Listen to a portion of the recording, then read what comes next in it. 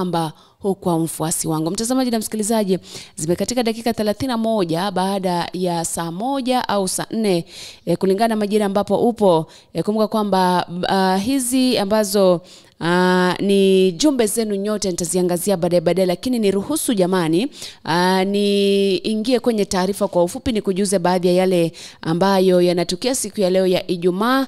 Tarehe ni 6 Januari 2023.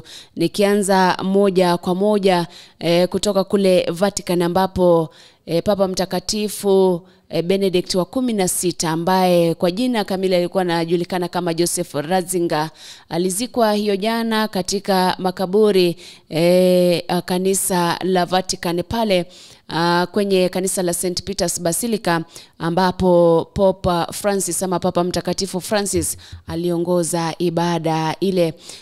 Nikikurudisha hapa nchini Kenya ni kwamba Rais William Samoei Ruto siku ya leo ataongoza ama atafungua rasmi mkutano wa baraza la mawaziri pamoja na washikadau tofauti ambao unafanyika katika eneo la Nanyuki.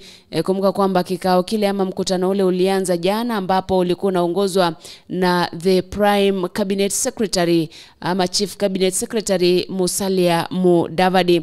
Akizungumza katika kikao kile, akizungumza na wanahabari, Mudavadi alisema kwamba ni mambo mengi tu ambayo yataangaziwa pale, ikiwemo kujua ile mikakati ambayo imewekwa na viongozi tofauti hasa mawaziri katika wizara zao ili kuhakikisha kwamba masuala tofauti yanashughulikiwa na kutatuliwa.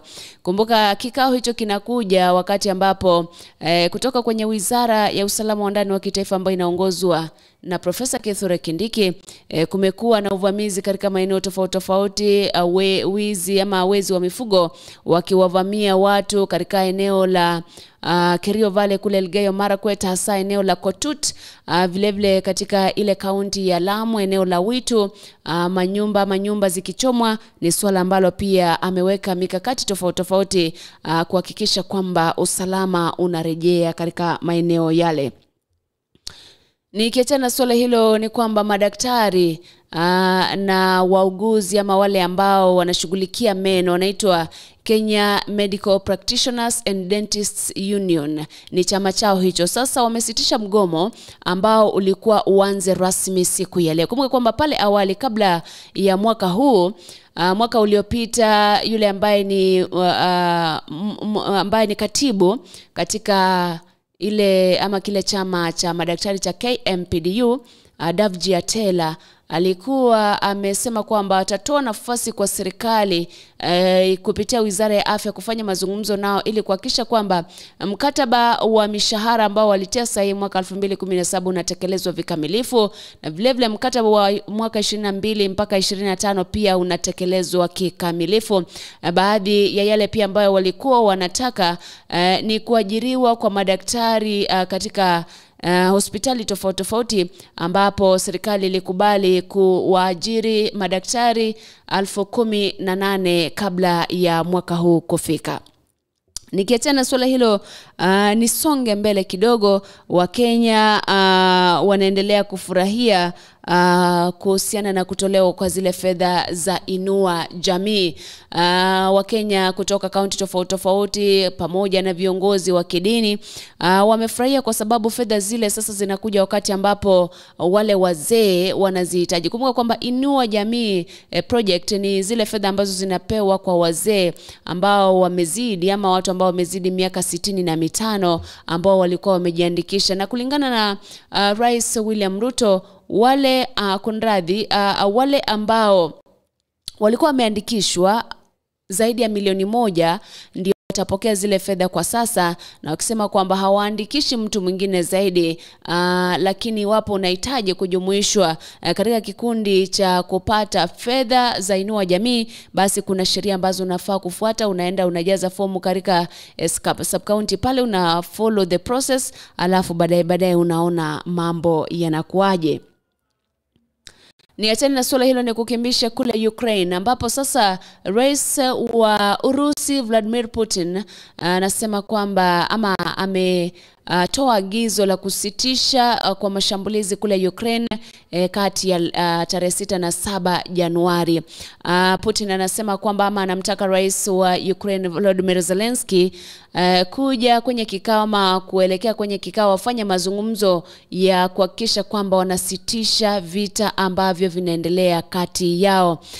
Kulingana na Kiev, nikizungumza Kiev na maanisha Ukraine, wanasema kwamba hawana haja yoyote ya kufanya mazungumzo na Putin kuhusiana na kusitisha kwa vita vile ambavyo vimeathiri watu wengi zaidi. Nikurejeshe pia nchini Kenya ambapo Rais William Ruto pamoja na yule waziri wa ustawishaji wa viwanda na mashirika madogo madogo Simon Chelugui anasema kwamba Hustler Fund Part 2 ama tutaita Season 2 itaanzishwa mwezi wa Februari au Machi.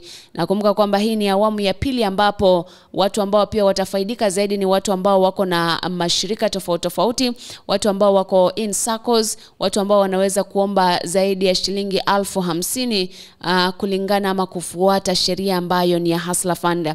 Alikuwa anazungumza na wanahabari Rais William Ruto aliposema kwamba kuna watu ambao waliwakataza Wakenya kutochukua Hustler Fund, lakini ile hazina ya Hustler inaendelea ama Wakenya wanaendelea kuomba fedha zile na zitawasaidia ama zinawasaidia katika kufanya biashara.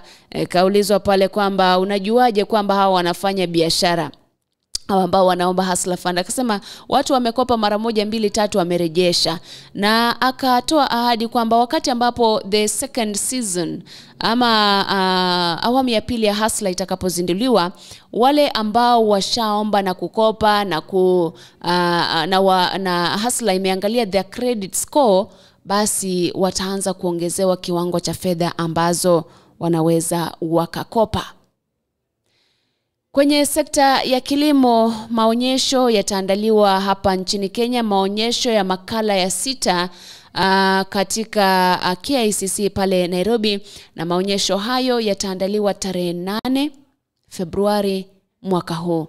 Maonyesho yale kumbuka kwamba ni ya kuonyesha ama kudisplay vitu ambavyo vimetengenezwa kutoka Afrika kwa watu tofauti tofauti, na vile vile kutaka ama kutafuta ufadhili wa kutengeza vitu tofauti tofauti kutoka kwa wafadhili wa mataifa tofauti tofauti. Ni baadhi tu ya yale ambayo nilikuwa nimekuandalia hapa ndani, lakini kumbuka kwamba ni mengi ambayo nitakujuza baadaye. Kwa sasa niruhusu nimeze mate nikupe wimbo mmoja, nikirudi nitakuwa ninatambua wale ambao wanaendelea kufuatilia kipindi cha Anza na Bwana na wale ambao wanaendelea kusikiza na kutazama, bila kusahau wale ambao wameacha jumbe zao pale. Sabato by the Vineyard Ministers kutoka katika kaunti ya Nyeri. Kabla